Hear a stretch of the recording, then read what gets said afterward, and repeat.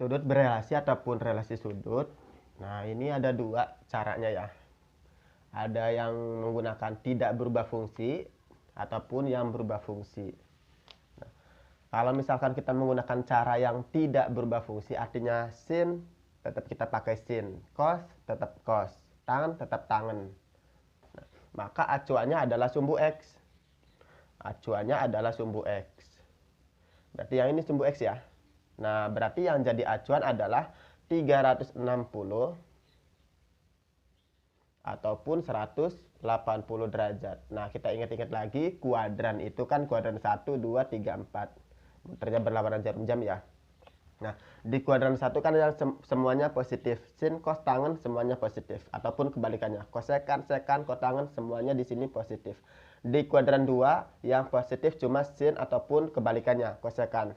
Di kuadran ketiga yang positif adalah tangen ataupun kotangen. Di kuadran keempat adalah cos ataupun sekan. Nah, untuk yang menggunakan tidak berubah fungsi, maka di kuadran 1 nggak usah kita otak-atik, nggak usah kita rubah gitu ya. Di kuadran kedua, maka kita menggunakan relasinya kuadran 2. Kan tadi acuannya adalah sumbu X, berarti 180 ke sini ya. Berarti maka jadinya 180 dikurangi 180 gitu ya. Di kuadran ketiga acuannya berarti ke sini ya. 180 ditambah alfa. Di kuadran keempat 360 dikurangi alfa. Oke. Contoh.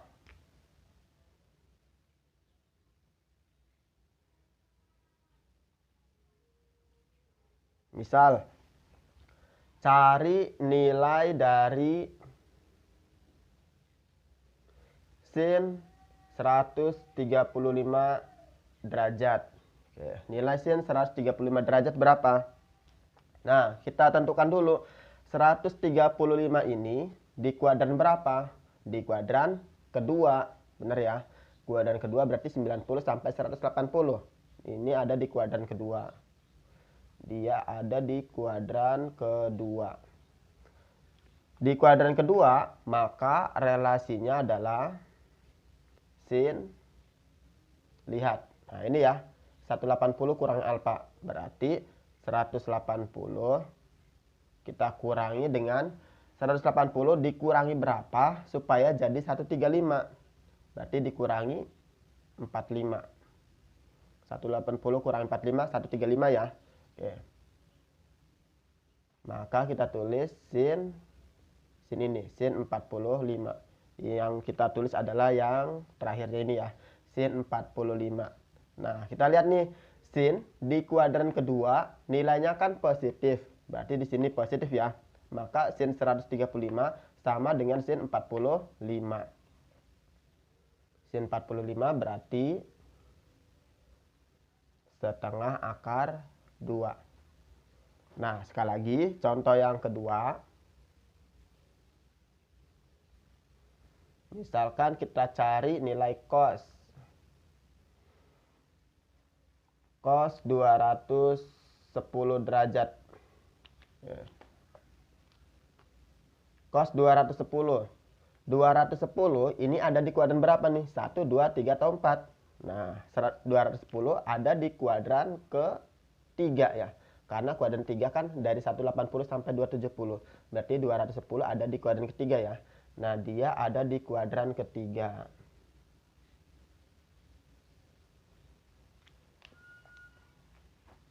Maka jadinya cos kuadran ketiga, lihat relasinya pakai apa? 180 ditambah 180 ditambah berapa supaya jadi 210? Berarti ditambah 30. Maka nanti ini jadinya cos 30. Sekali lagi yang diambil belakangnya ya. Cos 30. Nah, terus cos di kuadran ketiga nilainya positif atau negatif? Lihat, di kuadran ketiga yang positif cuma tangen ataupun kotangen. Berarti selain yang ini adalah negatif. Maka kita taruh dia minus. Oke. Berarti minus ini dia muncul dari kuadran ya. karena cos di kuadran ketiga nilainya negatif gitu ya. Minus ini karena dia di kuadran ketiga. Nah, kita cari. Berarti cos 210 senilai dengan min cos 30. Cos 30 kan min setengah akar 3 ya. Berarti jadi ininya min setengah akar 3. Yeah. Terus kalau misalkan kita pengen mencari nilai tangen misalkan. Nilai tangen 390 derajat. Nah, berapa nilai tangen 390 derajat nih? Nah, kita cari nih. 390. Nah, ini kan satu putaran itu 360. Ya, 360. Dia 390. Berarti ini kan sudah melewati kuadran satu putaran ya. Sudah melewati satu putaran. Maka kalau misalkan sudah melewati satu putaran, nah ini melewati satu putaran, maka kita kurangi. Jadinya satu putaran kan 360, maka kita kurangi 360. Jadi 390-nya kita kurangi dulu dengan 360. Didapat 330. Gitu ya. Kalau misalkan tangen 750 misalkan. Nah, 750 berarti kan sudah melewati 2 putaran. Kalau melewati 2 putaran berarti dikuranginya berapa? Dikuranginya 360 kali 2 ya. Berarti dikurangi 720. Maka didapat 30 gitu ya. Berarti ini sama dengan nilai tangen 30. Tangen 390 sama dengan tangen 30 ya, karena dia sudah melewati satu putaran, langsung aja tinggal kita kurangi ya. Kita kurangi dengan 360 dapat 30. Berarti ini sama dengan tangen 30. Tangen 30 adalah setengah akar 3.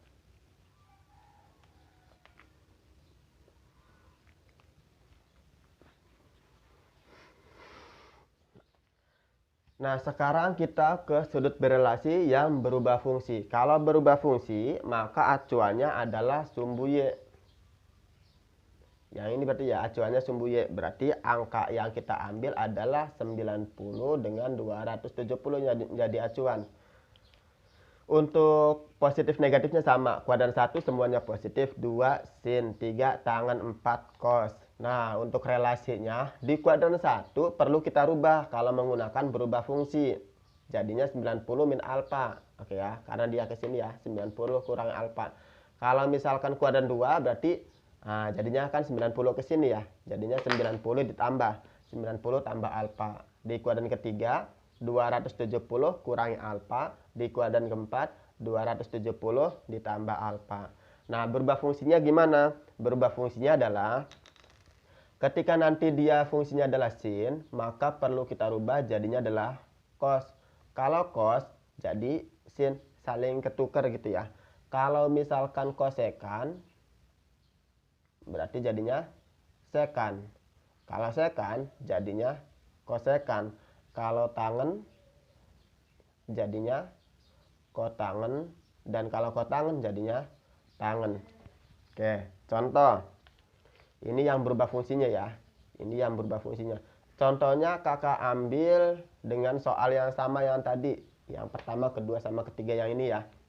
Tapi menggunakan yang berubah fungsi. Nanti bisa kita bandingin. Contoh yang pertama.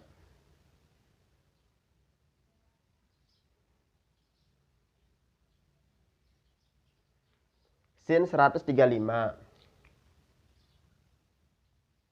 Sin 135. Nah, 135 tadi ada di kuadran kedua ya. Ini tadi ada di kuadran kedua.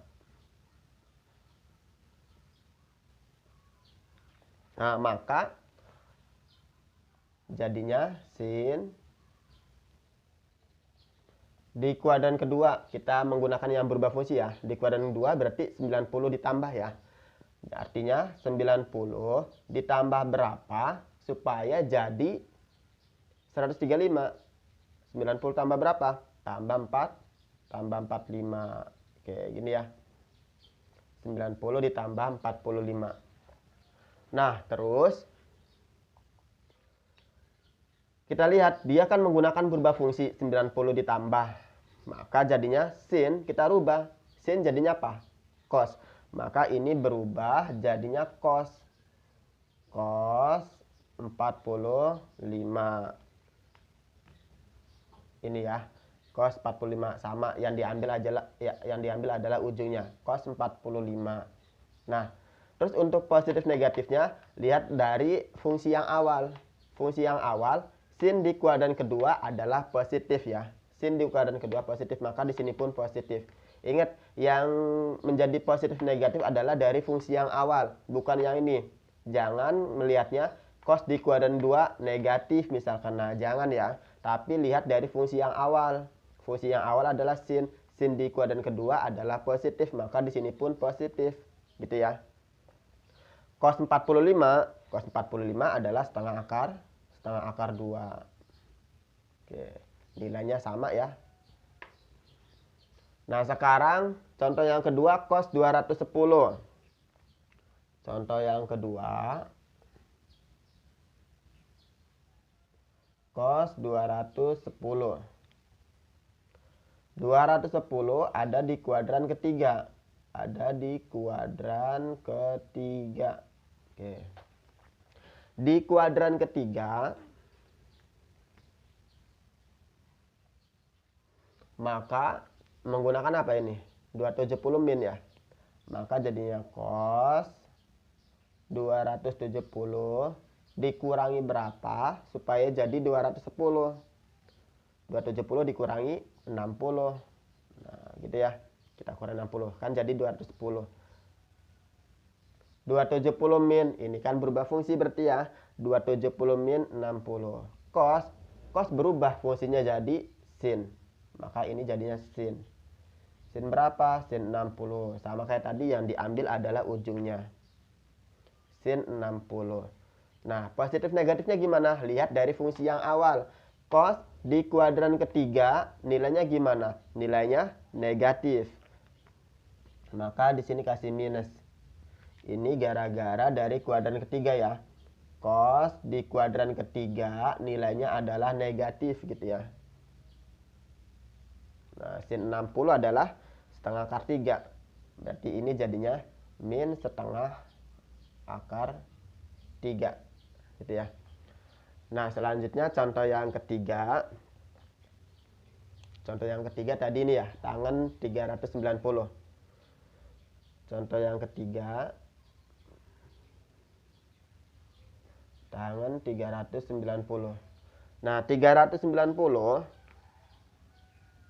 sama kayak tadi ya, dia sudah melewati satu putaran. Melewati satu putaran. Konsepnya sama.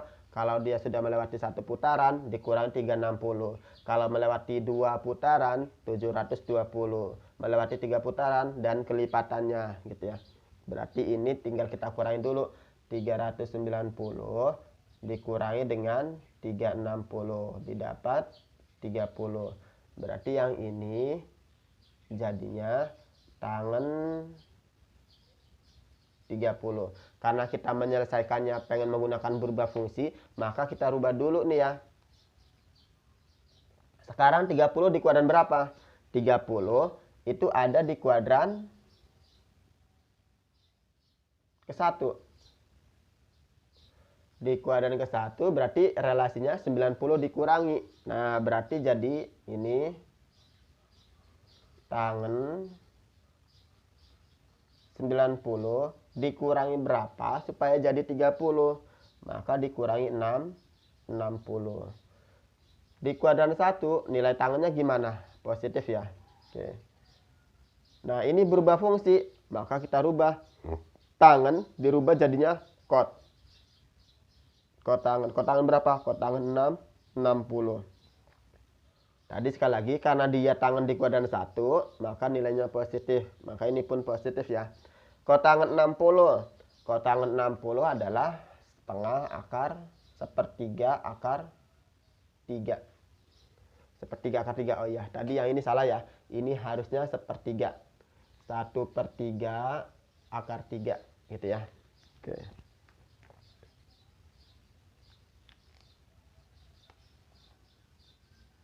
Nah, kita lihat nih, ternyata kan nilainya sama. Mau dia pakai yang tidak berubah fungsi ataupun pakai yang berubah fungsi, hasilnya akan sama. Nah, terus kakak pilih yang mana cara mengerjakannya? Kalau misalkan dia sudutnya istimewa, kakak lebih senang menggunakan yang tidak berubah fungsi. Sin tetap jadi sin, cos tetap jadi cos, tangan tetap jadi tangan. Kalau yang berubah fungsi dirubah. Tadinya sin berubah jadi cos, tadinya cos berubah jadi sin, tadinya tangan berubah jadi kotangan. Itu ya.